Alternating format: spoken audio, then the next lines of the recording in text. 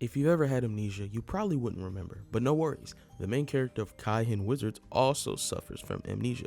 Kaihen Wizards is a manga written and illustrated by Yellow Tanabe, who is also the author of Kekkaishi.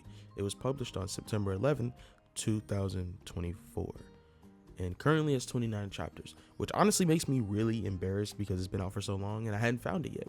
My plan for this video is to talk about the art briefly and then talk about the story, but only really things relating to our main character's memory and the characters he interacts with. I didn't mention it before, but every chapter is really long, so this video may be a long one, and there are of course going to be spoilers. The story opens up with our main character being told that they're this country's treasure, that they're powerful enough to drive the world mad and bring nations to ruin, and that in order to keep anyone from finding them, they must be hidden away. In another place, a castle far from the mundane world, our character suddenly wakes up and falls from a vat of liquid, where a strange man congratulates him, saying today marks the beginning of your new life. Our main character looks confused, and the strange man continues talking, saying that he's very lucky because he took him in right when he had collapsed.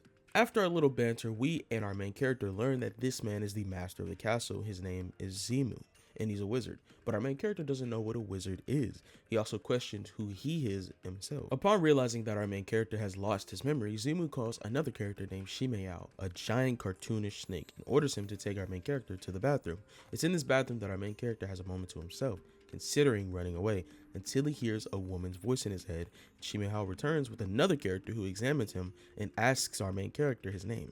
As he tries to remember, he gets a small flash of someone saying Prince. Just as this happened, Raichi, this character's name, realizes that our main character is a human and explains that she is a demi-human, an anthro. After this, Raichi questions whether Zimu has decided to take on an apprentice. They both talk to Zimu and he explains that he isn't taking on an apprentice. The MC simply fell into his garden and he couldn't leave him there. He also says he wants Raichi to take care of him and teach him everything she knows.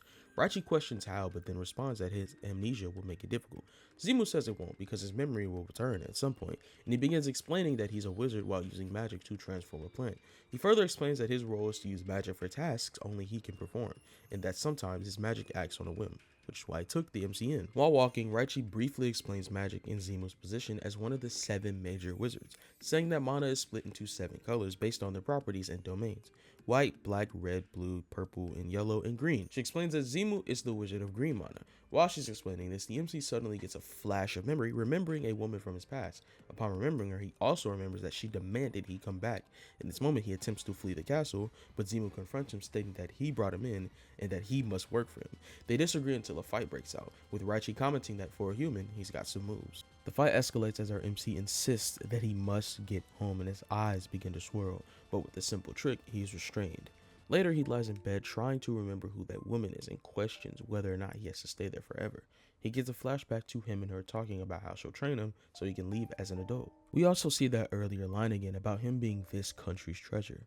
Zimu enters the room and hands him the robe he found him in, explaining that the symbol on his back is the symbol of authority in the flying country, and that he's likely the last surviving member of the royal family. He states that his country is gone due to the Kaihen. As all of this hits the MC, he remembers that the woman was his wizard, and more importantly, that she's gone, and it's all his fault.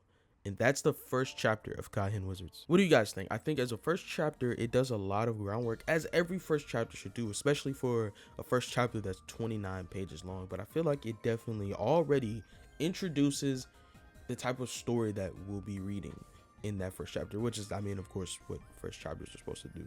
Anyhow, what do you guys think of my reading? Typically, I have like a particular reading voice that I use, and I'm not sure if that's enjoyable, because the one thing I don't want videos to be is long and drawn out and me just being like, he said this and she said that and then he did this. Does that make sense? Anyways, I'm gonna get on to the next part. For a character who's not only lost their memory but is also learning new things, the story does an excellent job at being ambiguous and not telling us everything. The story, of course, doesn't tell us what causes a Kaihen, and neither do the characters know. They only know it as a sudden forced dismantling of the world that reverts everything to nothingness, as explained in chapter 23 and later on. At the same time, the story introduces concepts at a moderate pace, letting the reader acclimate to what we're reading about. Even the magic isn't too complex. While it is, of course, a magic system, it functions more as an anchor for the entire story. It's in chapter 2 where mana itself is established as dangerous or toxic to normal people, and this is further explained by Zimu, who states that it's a force that bends the laws of the world and therefore harms things that live by them. In chapter 2, the MC talks about how he lived with his wizard and away from others due to his high mana levels, even saying that Rue, which is that woman's name, had high resistance, but inflammation spread over her body over time. The MC further explains many reasons why he wanted to leave the villa he was stuck in, even mentioning how he wanted to cut off his hair but wasn't allowed to as it would drop his mana. He explains how he was fed up with being kept in the dark about things, and that Rue was his whole world, and now that she's gone, he has nothing, and he believes that's dangerous. He further expresses that no one knows what the future holds, saying that he may either handle things himself or curse the world. And I've got to say, this character is weirdly mature for someone so young, and I haven't even mentioned anything else, and this is only the second chapter. To fast forward just a tiny bit, Zemu reveals that his eyes have the power to bring back the dead, but by no means should he use it. And that's how chapter 2 ends. Chapter 3 doesn't have a lot regarding this. At the beginning, he reflects on what Zemu said last time, and by the end of the chapter, in the beginning of chapter 4, he decides to learn how to use this power. Also in chapter 4, you see his resolve in learning how to use this power, as he talks to Raichi about learning magic, with the fastest way being through apprenticeship. However, our MC expresses that there's only one wizard for him, and that he'd rather die than give up on Rue and live his life forgetting her. Chapters 5 and 6 don't really lean much into his memory or past, but they do talk about his eyes and what they actually are. You first get an inkling of this in chapter 5, when a bandit named Suzanagi can seemingly smell the mana pouring from his eyes. She attacks him, attempting to take them and calling them underworld eyes. Zemu protects the MC from this rat bandit, but this incident gives us an understanding of just how important and insane these eyes are.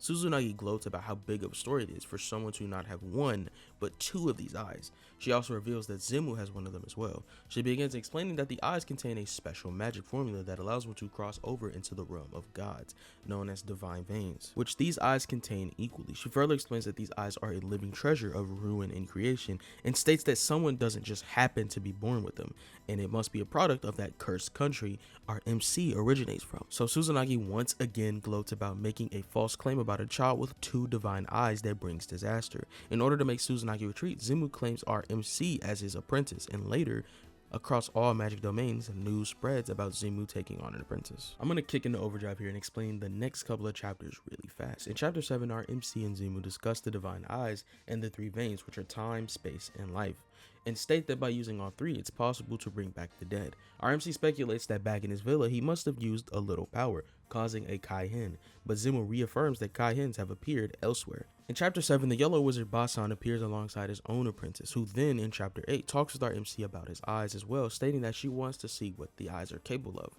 Our MC is resolute in this, which shocks her, and upon activating them, they spiral out of control and he needs to be contained. Zemu and Basan arrive quickly and return him to normal, but he's lost his memory again. Nothing much happens in chapter 9, but at the end of chapter 10, another character glimpses slightly into the past and sees our MC running in the palace. In the beginning of chapter 11, we see a flashback to 3 years ago in the flying country, showing our MC and Rue talking. Our MC wants to learn the art of flying, and she tells him only after he's mastered self-defense techniques. The MC makes a force field and Rue easily breaks it, saying he cannot be negligent and he must be able to react without thinking twice. She then once again tells him that he is the one treasure of this country and that there is nothing he cannot do. Chapters 12 and the beginning of 13 have our MC witnessing illusions from a specter in the past, and most of 14 has our MC talking to Yozen, a character who appeared earlier but I didn't include in the section before. While talking, they mainly discuss Yozen's reason for using magic, and at the very end of chapter 14 we see the MC's father, who also seemingly has a divine eye. Chapters 15 and 16 don't have much going on, except for a moment in chapter 15 where the MC tries to recall and describe what color his father's eye was. Chapters 17, 18, and 19 have our MC play tag with a specter as a test to see if he's ready to leave with Zemu on a trip to the outside world. Throughout these chapters, the MC receives help from various characters I didn't mention who also live in the castle, ultimately leading him to winning this game of tag. And finally, in chapter 20, the MC gets a flashback to his father entering his room and revealing our MC's name, Scion, causing him to remember, and that's as far as I'm going. Kai-Hen Wizards only has 29 chapters, but let's recap. I really enjoyed reading this manga, and as stated before, Scion as an MC is really interesting. He has this almost otherworldly maturity, and maybe it's because of the way he grew up, but in more unserious moments, he can instantly revert back to being a child, and that's one of the things this manga does well. Tone. Even though this manga is still in its early chapters, Yellow obviously knows how to set its tone in this story, and as stated before, the manga, unlike this video, isn't actually speed running through his memories. and it's doing an excellent job at hiding, foreshadowing, and also revealing things as the story progresses. Overall, Kahin Wizards is a great read, and I would gladly recommend it if you like stories like this. If you guys enjoyed this video, please leave a like and subscribe. I'm sorry this one took kind of a long while. It wasn't really the length of the manga. It was more so the fact that I'm working on like 2 things that'll probably take like multiple years to actually get done. Anyways, don't forget this. Fear God, love Jesus. Peace. Peace. In case I don't see ya, good afternoon, good evening, and good night.